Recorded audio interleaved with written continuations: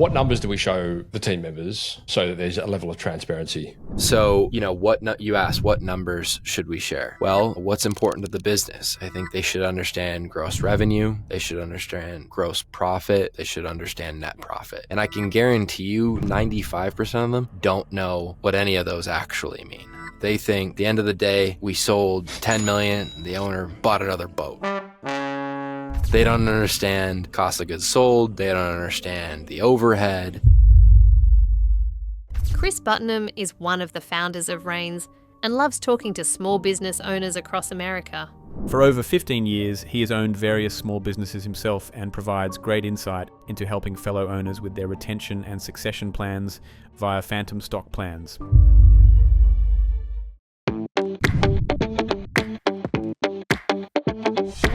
Chris, welcome to the Sideshow podcast. Thanks for having me, Matt. Where are you joining us from? Las Vegas, Nevada. No way. Yep.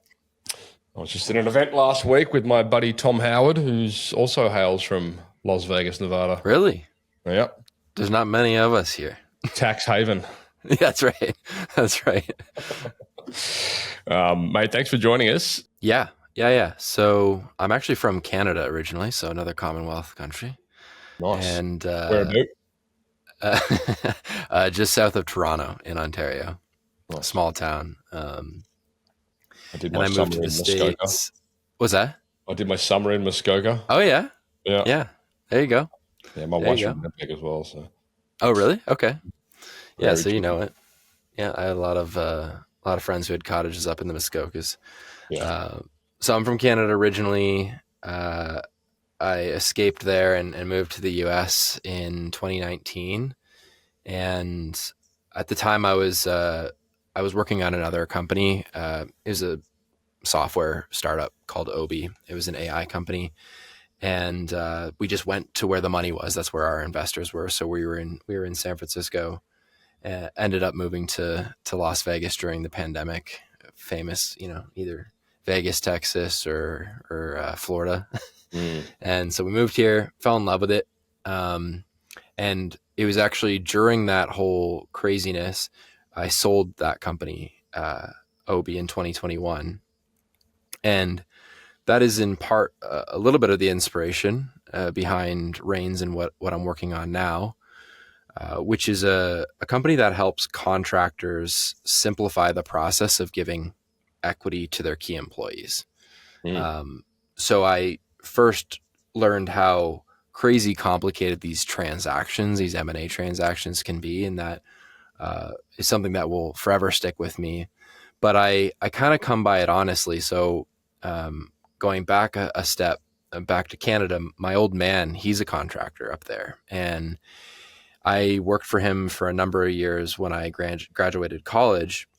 And kind of what I witnessed there was very similar to what you and I were talking about offline, this whole idea of all of these business owners trying to look at their exit plan and not really having a good one. And he was actually trying to get his GM and some of the other key employees in the business to step up to the plate, take him out of the daily grind of the operations. And I just recognized there weren't a lot of good tools out there to do that. And that's sort of why we built Reins. And these tools have historically been accessible to private equity and the big guys that the independent contractors compete against, but haven't been for everyone else. And so that's why we set out to simplify the process and make it more accessible. You hear these amazing stories of, people like Tommy Mello that go and sell 30% of their business to private equity, and overnight 20 of his staff become instant millionaires and all this kind of stuff. And it's such an inspirational story. And we heard a bit of that last week, actually, at the event that Service Titan put on over in Australia, which was the World of Titans thing, which was in Sydney, which was incredible. And I think just the perspective from that event with the scale of business owners, what they're doing over there this is one of the areas, which for a lot of, I suppose, Australian, New Zealand, perhaps even Canadian, of our audience listeners and viewers over there, like some of this stuff is quite foreign. And I think it's quite inspirational to understand some of these succession plans and what they can, really look like practically. And that's what I hope we get out of this, this podcast is some just practical comprehension of how this might look for businesses. I mean, and truth be told, you know, and I think this is sometimes one of the things which is perhaps lost in translation with a lot of the businesses over here. Like, we don't have $100 million home service businesses, like Yeah. if you're a 10, 15, if you're a $20 million home service business, you're like, top 0.0001%, so most businesses sort of strive towards the 10, 10, 20 sort of million mark. So I'm guessing that like we have to make that relatable as well, in concept. Well, it's all relative, right? It's like, he made, famously a bunch of people, these overnight millionaires, but can you imagine how much it would change, the average technician or even middle manager's life if you gave them $100,000? Sure. And most of them don't have skin in the game. Sure.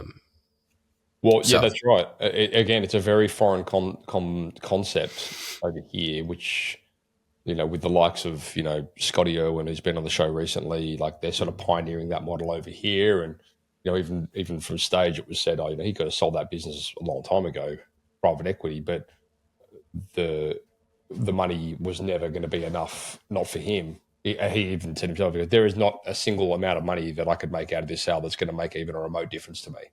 Like, we're fine, but it needs to be the right amount to make a difference to my team. And I was like, wow, Right. That's pretty inspiring. Yeah. Well, there's the kind of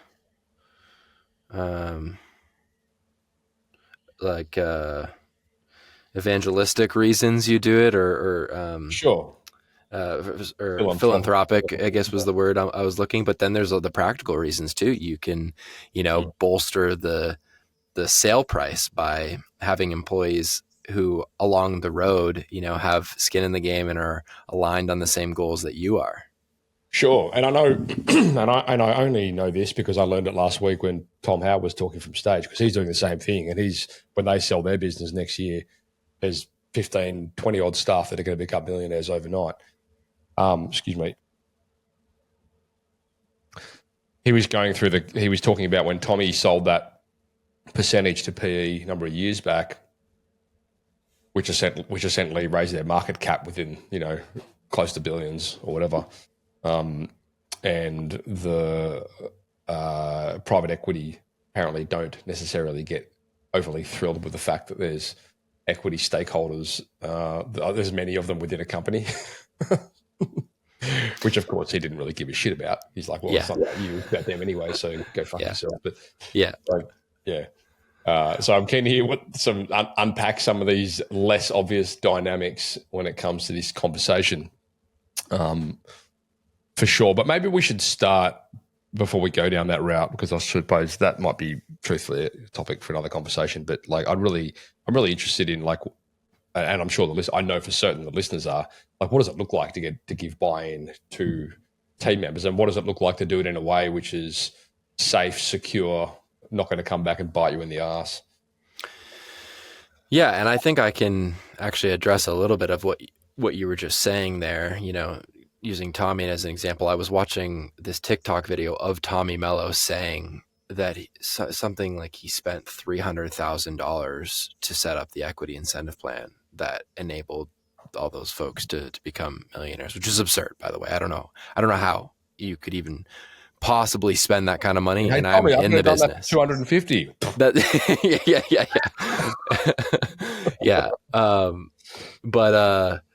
what I think folks are using today is primarily what's called profits interest. That's what like private equity uses, and that's what the big law firms use. And that really represents equity in most cases. Now, what we do at Reins is we almost exclusively work with something called phantom stock, phantom equity, ghost stock. It comes by a few different names. The reason I say that is I really want folks to look into it, look into phantom equity, like the instrument, because what it does is it gives almost all of the same benefits of equity ownership without almost any of the drawbacks. Really, the only main difference from a negative standpoint is that when phantom stock gets paid, it's paid as ordinary income, which is just a higher tax bracket. Whereas if you sell profits interests, they get taxed as capital gains. So it's a slightly better treatment. But the way we look at it, and I think the way a lot of folks that come to understand it look at it, is like you're splitting hairs. Like we were talking about these technicians in the middle of Georgia. They're not worried about 5-10% percentage points in their tax bill. They wouldn't have had the money to begin with. Right. And so I urge people to look at things like phantom equity, because what it is in layman's terms, a fancy cash bonus that gets paid when the business sells to that stakeholder. And you can apply all kinds of different restrictions to it. So to your point, to make it safe and friendly to the business, it can be forfeited if the employee leaves prior to the sale. It can have vesting schedules, so you may have to earn it over time. Basically, with your tenure, you get more of a percentage in the future sale of the business. It can even be performance based.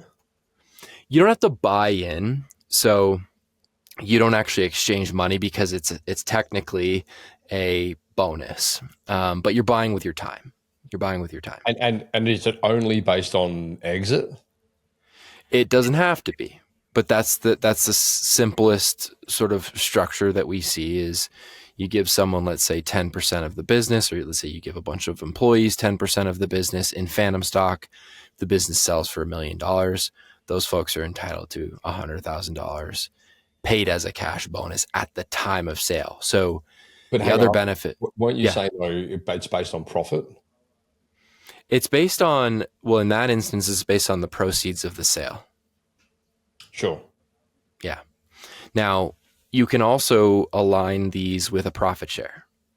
Sure. So you create some pool of profits that gets unlocked based on some goal. Say we hit our net profit goal. And then you share those profits out with employees based on some distribution method, like their salary or assigned custom percentages or equal or however you want. The phantom equity is typically paid on a sale, but it could be paid for certain managers. It could be paid when they leave the company, should they leave on good terms. Quick pause for a second. If this episode's hitting home for you, do us a favor. Please give it a follow on this app. And if possible, please share it with someone that you think would also benefit. This podcast was brought to you by tradiewebguys, where day in, day out, we work with tradies and contractors that are looking for predictable, manageable systems to close more jobs and scale with consistency. It's a proven system that's focused on closing more jobs, not just generating more leads. We have loads of case studies and reviews on the website to back this up if you want to go check it out. If you like the sound of predictable, manageable, and consistent growth, click on the link in the description or head to tradiewebguys.com.au and start the conversation. All right, back to it. So does it essentially work like there's 100 units here and it's being split up within the company to these people or whatever? Exactly. Units or percentages. Yep. Okay. One of the interesting concepts that was addressed within this broader conversation last week was using this as a tool for retention, to retain, key team members and things like that. And one of the concerns that was raised off the back of this was the fact that once they get their money, that they're likely to leave. Yeah. What's your take on that? Well, that's the beautiful thing about long-term incentives, is when you give someone equity-based compensation, not salary-based compensation, they're thinking more long-term. So especially if those incentives get paid when the business sells, the incentive is to stay until at least the business sells.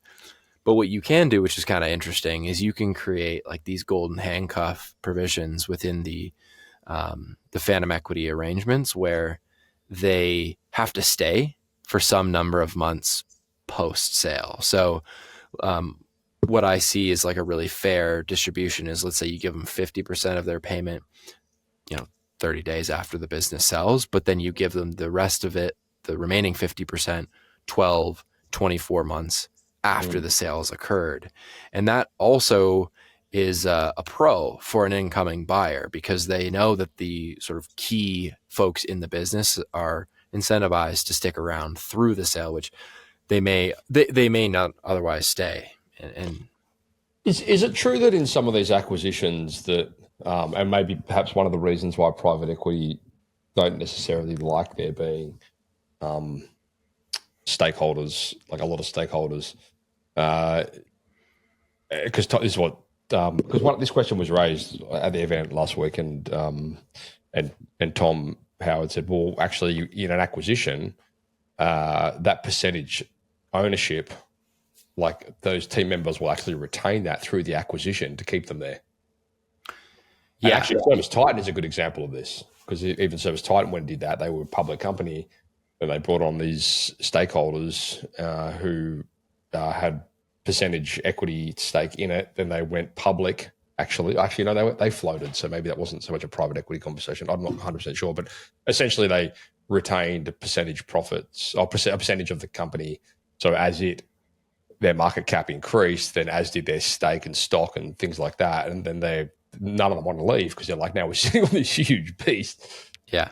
Yeah, that's very common in this industry. That folks call it roll, so like they let them roll with them, right? So it's like you sold 55%, 60% of the business, and some of that's paid today, some of that is paid later, and you basically roll with the equity in some sort of earn out structure. They can get really, really complicated.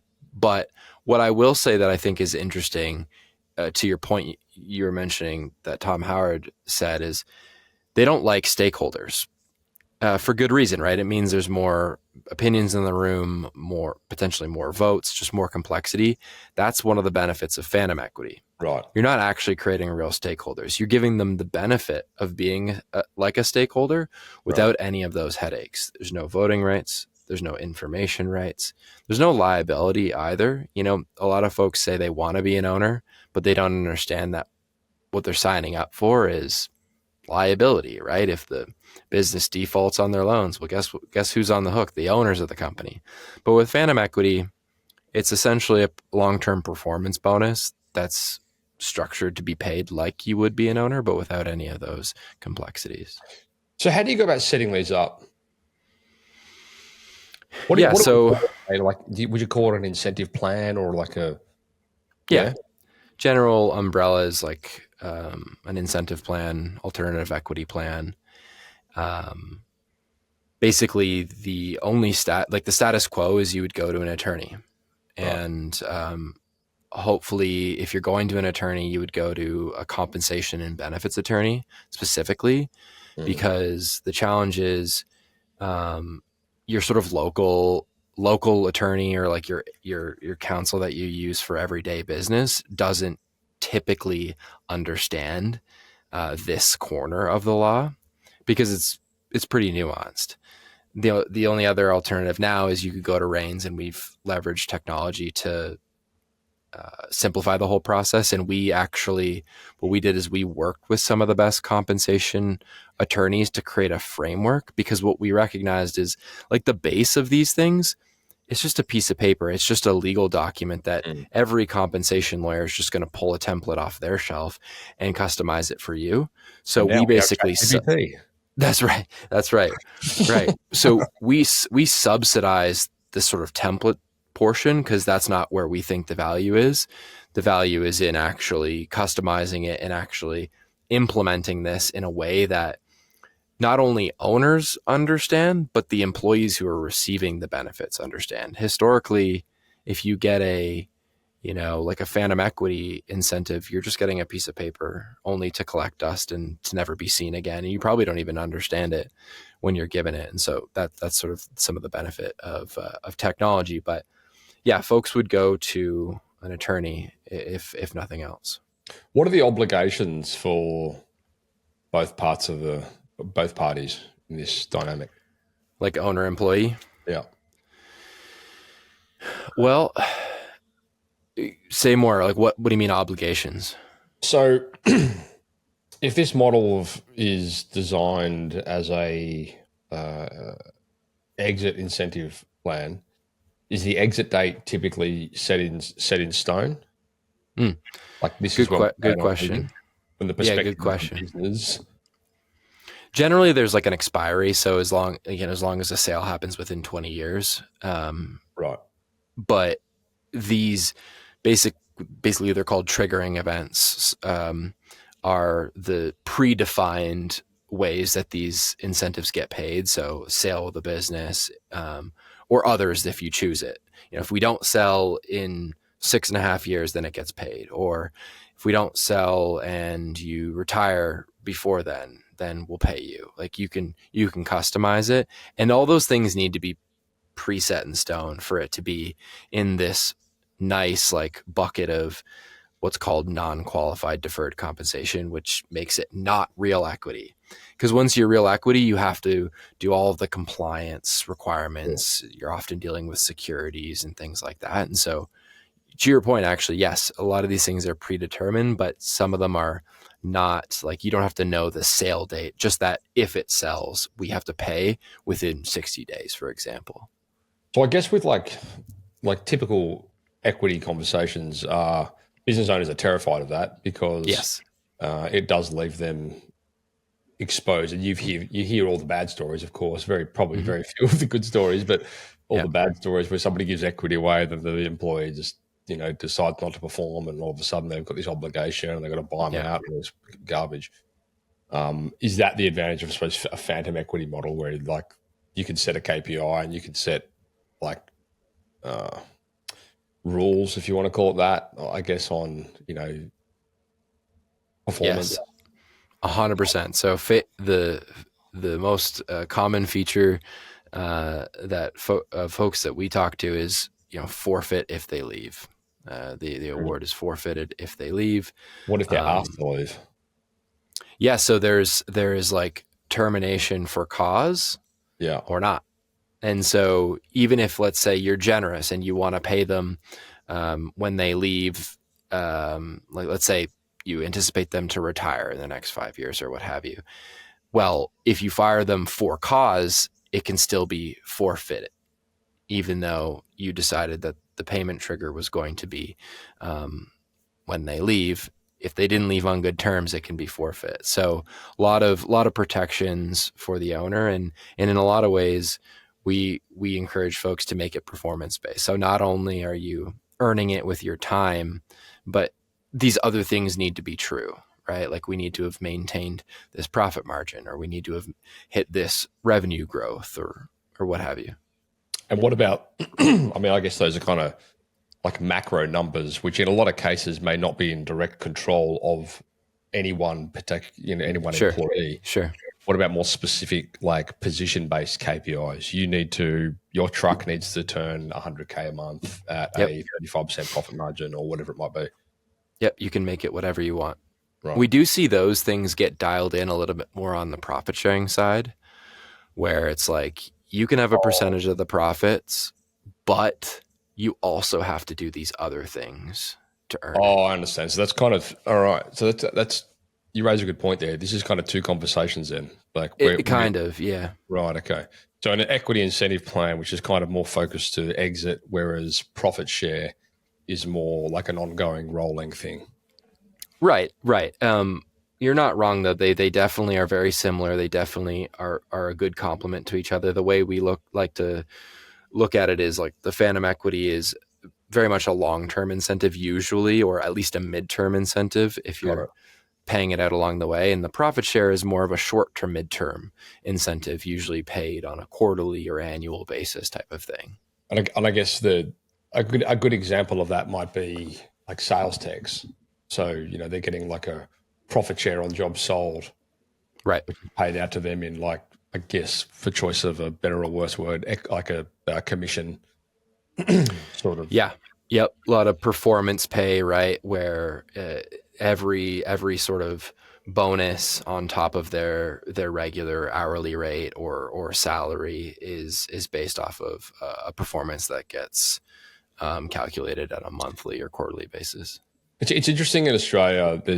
And this is one of the obstacles which I think private equity are trying to address within moving into this market over here.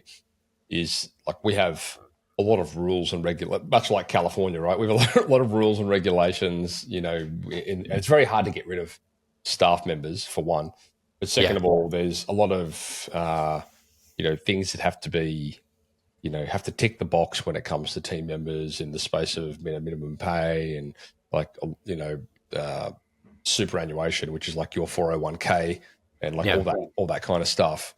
So there's a pretty solid baseline there and things that have to be done, and then above and beyond, I guess, is a conversation around like performance incentives on an ongoing rolling sort of basis.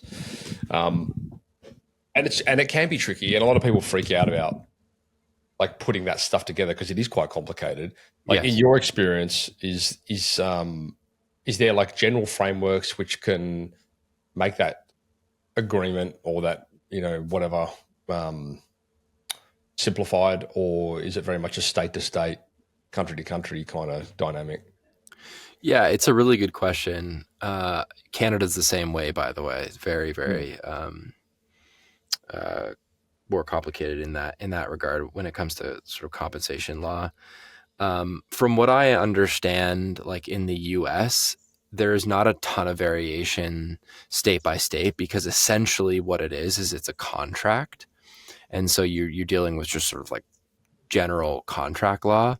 But in countries like Canada or Australia, I think it is more complicated when it comes into how you treat employees, compensation, the laws around termination and things like that. So it does get more nuanced. So with that in mind, then what are the right frameworks, stepping stones, milestones, check marks, benchmark marks, whatever that we have to be like looking into if we're going to start considering this conversation? Yeah, you're definitely always going to want to take whatever framework you're using to your local attorney to make sure that it complies with those local laws. But I think like a compensation and benefit attorney, or would that be more like a contract like lawyer? Yeah, it would be a compensation attorney. It would be an HR attorney. The general rule of thumb, though, and it's going to sound super simple. You're going to hate me for saying it, but everyone does it. Is everyone overcomplicates these things? They want to get really cheeky with, I can make it performance based. So like, let me, put all of these levers and knobs and dials that have to happen in order for these things to pay out. And that, first of all, just absolutely diminishes the value or the benefit of the incentive to begin with. And you could create issues for yourself when you try and overcomplicate it. And so when I look at framework for this, a good framework is one that has guardrails, right? It's like, here's what we do, or here's what this framework enables, and here's what it doesn't. And it's for good reason, like one of the things with phantom stock, for example, at least in the US, there's rules around what you can and can't do so that it doesn't start to look like a retirement plan, because retirement plans have a whole different level of scrutiny and compliance requirements. And so that's what you have to consider is like, I want this feature for this incentive, but do you want the headache that comes along with it? So simple is often best, and actually the most effective to get what you're looking to get out of these incentives, which is a really important point. Behavioral change.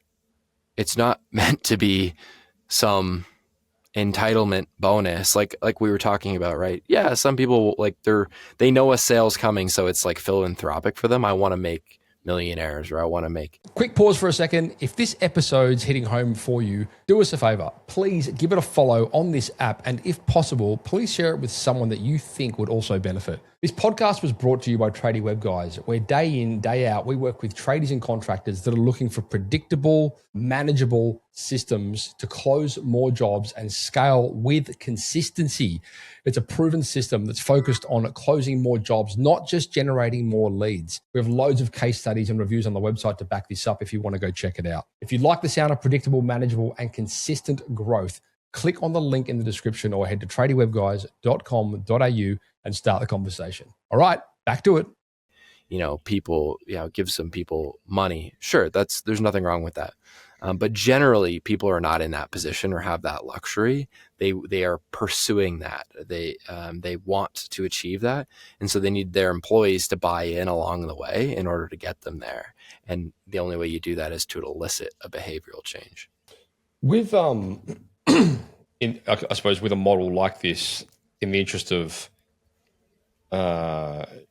like transparency with team members, what is your general experience with like showing the team the books, letting them know what the numbers are? But I guess, and this was one of the things that got addressed. Well, I mean, like, truthfully, this is something that I've heard, for years. But I'd like to know what your take is on how to do this effectively, and more importantly, helping the team members understand. Well, first of all, let me scrap this whole question. What numbers do we show the team members so that there's a level of transparency? It's a really good question. So, none of these things can change bad company culture, right? Or a non-transparent owner. In my experience, the more transparent the business and the owners are, the more effective they've been. Now, the caveat to that is, to your point, you can overcomplicate the shit out of it. And most employees don't know, they don't understand. And quite frankly, there's only so much they care. So, you asked, what numbers should we share? Well, what's important to the business? I think they should understand gross revenue. They should understand gross profit. They should understand net profit. And I can guarantee you 90% of them, 95% of them don't know what any of those actually mean. They think at the end of the day, we sold 10 million, the owner bought another boat. They don't understand cost of goods sold. They don't understand the overhead. And so it's actually just explaining those really, really core fundamental concepts and then integrating it into the regular habits and communication that you have with your team, hopefully, right? If you've got sort of a daily huddle practice, if you've got quarterly reviews or monthly reviews, like annual retros, you should be hammering all these numbers, and they, over time, they're going to see the same numbers consistent. We're going to go over them every time in these ceremonies, if you will. And they're going to have a much better understanding of how they work. And if you tie that with the fact that they actually have some skin in the game, now they are truly aligned with the goals of the business. If you give them something that they don't understand, or you say, do this performance condition in order to earn this bonus, but they don't know actually the inner workings of that performance condition, what are you doing? Like they don't know how to move it. Tom Howard said something really powerful from stage the other day. He actually said it on my podcast a little while back as well, but he said it again from stage last week. If your team members don't know what they're going to make, if your sales techs don't know what they're going to make from that sale, your payment compensation plan is too complicated. Yeah. And the example he gave would be if the phone rings at 9 o'clock at night and there's an HVAC job that needs to be attended to, and the dispatcher said, look, it's probably going to be 35 grand replacement. If he can't sit there and tell his wife sitting next to him with the kid, this is what I'm going to make out of this job, yeah, then it's going to create animosity, and B, obviously, well, what are you saying? Work's more important than family time, kind of thing. And it's more to the point, it's just like not clear, I completely agree. And just the general, idea of like revenue minus cost of goods sale, or cost of goods sold rather, like just those general concepts, so that they understand, when we want to add more bodies, because I'm working so hard, we need more techs. It's like, well, that increases our cost of goods sold, and so that means less money out of your pocket, less money we have to share. There's it's a lot of, I mean, it's true. Like staff typically have no idea what it costs to run a business. Like they just have no idea, and then they do. And then they always think. And I thought that too when I had a job. I was like, well, Yeah, it's all this money just going directly into the owner's pocket, and they're just buying a new boat and stuff like that. So yeah, I think that education framework is super important, so people do understand it.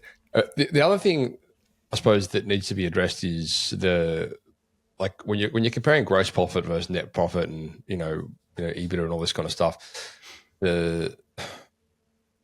I've seen profit share models not work in the past, because like you could go and buy a car and that would, on the bottom line, come out of profit,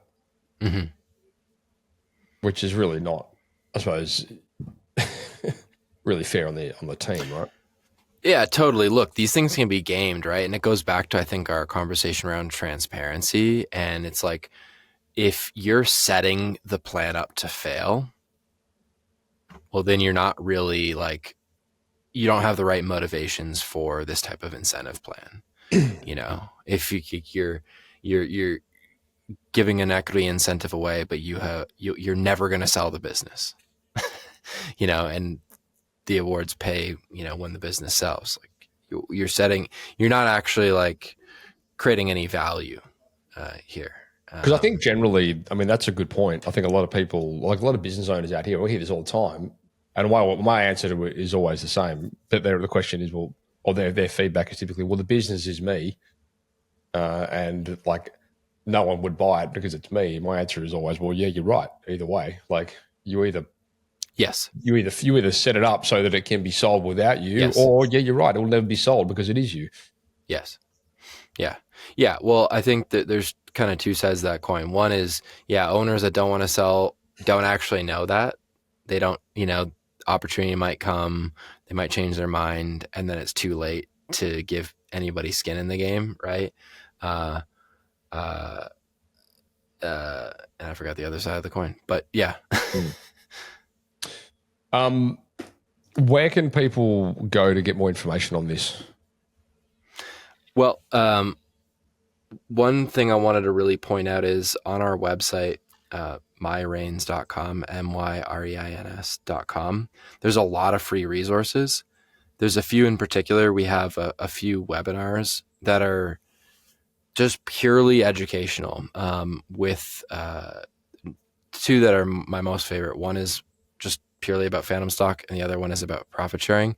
They're actually with a compensation attorney, and we just ask the most commonly asked questions about these instruments and these tools that can be leveraged, and he answers them, not me. So I'll make sure that you can get access to that. Yeah, look, I dare say as well, Chris, a lot of people are going to have more questions about this. I encourage you guys. I say this all the time on the podcast, but very few of you actually do ask come back with what questions you've got in relation to this. This is a very interesting topic, and I know like a lot of the general sentiment is like it's extremely hard to find and retain staff, which is right. And I think something like this can certainly cut through it like a knife in hot butter. So I encourage you guys to come back with some questions. I no doubt I can rubber arm Chris into coming back on the show and answering some of those questions. I'll have links to the show notes that Chris has mentioned where you can get hold of some of those resources, so on and so forth. I suppose what is this model, Chris, relevant to businesses in Australia and New Zealand? Is it sort of a general canvas? It is, but I'm not an expert in the structures outside of the US. Like we kind of alluded to, it definitely, I know for a fact it's more complicated in Canada and Australia specifically. Okay, interesting. And then What about businesses that have, I suppose, interests in different countries? Would it be a case of having different agreements set up for different parts of the world? I guess it would have to be, right? Yeah, that's a good question. Typically, the brunt of the consideration would go to where like the legal entity is set up. So we have customers that like they're US entities, but they have employees around the world and they've given them equity. So yeah, interesting, mate. Awesome. This has been a really good conversation. Thank you for your time. Thank you for sharing these things with us. Again, guys, if you've got any questions, love to hear them. So reply to the emails, comment in the post where you see this on socials, whatever. I'll put links to Reins in the show notes as well. So if you're driving, you don't have to worry about pulling over and writing all this stuff down. Just head to thesiteshow.com and search Reins, Reins, and that will all pop up. Awesome. Yeah. Chris, thanks. Thank you, man. It's been a good chat. Appreciate it. And yeah, good work on trying to simplify this easily complicated dynamic. Thank you, sir. We're trying.